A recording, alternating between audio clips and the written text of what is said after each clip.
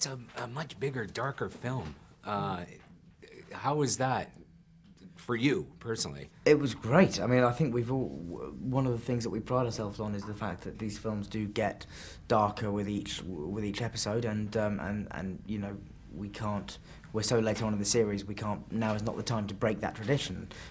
So, you know, and I think also the fact that we're not in Hogwarts in this film, the fact that we're taken out of those very familiar corridors that everybody knows so well, gives the film a totally fresh feel, and makes it... Simply the fact that we are not in a school makes the characters seem more grown up and more adult. So yeah, it was very exciting for me, and I think I didn't realise at the time how different the film was going to feel until I saw it a few weeks ago and went, wow, this is totally different. The cliche question, of course, is do you ever get tired of playing the same character? But it's not the same character, is it? You're not the schoolboy. Exactly. I mean, that's the thing, is that every year Harry changes and he becomes different and more challenging for me to play, and that becomes more interesting as well. So no, I haven't yet had one day on set when I've been bored particularly. I mean, possibly, all right, when we were doing some of the longer green screen sequences, there might have been a day or two when I wouldn't have minded going home early. But other than that, I think it's very rare to find me bored on set. And it's an action film, much more action-oriented and physical than the other films. It's interesting, because everybody keeps saying that to me, and I keep thinking, God, wait till you see the next one, because this is like the sedate, calm brother. This film is like a slow-burning kind of drama compared to the action of the last film. The last film is a proper out-and-out, 100 miles an hour action movie. And fun to film? And great fun to film. But this part, as well as having those great action sequences, I particularly love the chase sequences through the woods and all that stuff. But I love the fact that in this film we do get some time to explore the characters, and the dynamics between the characters are much more, are much deeper in this film. So, yeah.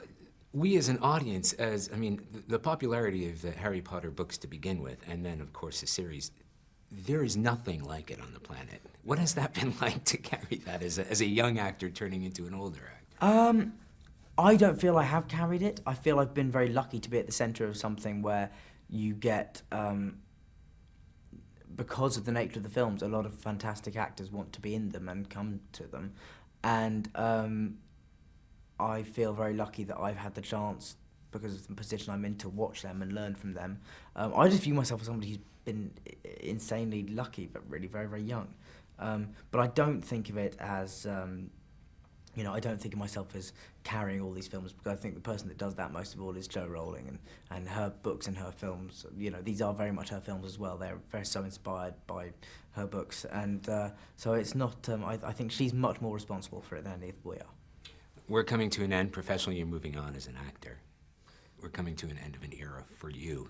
You've grown up on screen and in real life. How does that feel, that last day of shooting on the set? It was very sad. There was many a tear was shed by both Emma, Rupert and me, and a lot of the crew. But after that initial sort of day or so of mourning, we've all gone off and done other stuff. And I'm filming The Woman in Black at the moment, which is a Victorian horror film, and next year I'm doing a musical on Broadway. So there's lots of other things sort of in the pipeline. So it's not too much cause to be bleak at the moment. And of course, physically, you don't look like little Harry Potter anymore. No, which is a great relief, and surprises many people who meet me that I don't have the glasses or the scar. Particularly young kids are totally thrown by that. But you are a hero to many young children. Did you have a hero growing up, or were there books that you read? I don't know. I don't think I particularly did. I wasn't really ever somebody who...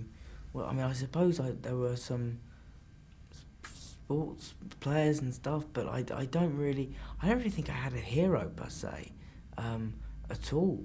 I was never really one for that, I suppose. I suppose my biggest hero would probably have been Spider-Man. Right. That was somebody I looked up to a lot. I think that strikes an interesting tone, because you're a real live person that real live kids look up to. Yeah, I know, which is bizarre, I mean, I hope that they look up to the character of Harry more than they look up to me, because I'm only 5'5", so I'm pretty tricky to look up to. Well, congratulations again on the film. I think it's fantastic. I'm really looking forward to the final installment.